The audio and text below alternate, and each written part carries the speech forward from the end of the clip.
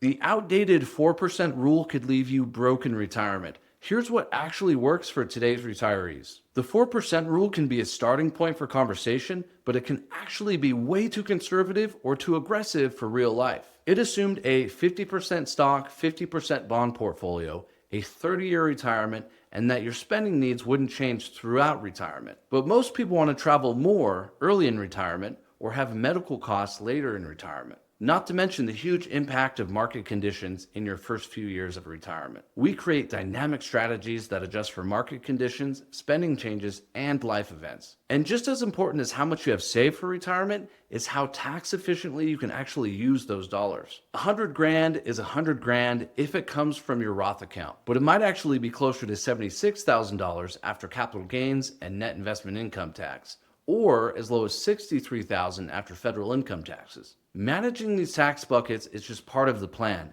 and during market downturns, we shift to safe money reserves, our honey in the hive strategy. For a more complete retirement strategy, schedule a call with me through the link in my bio.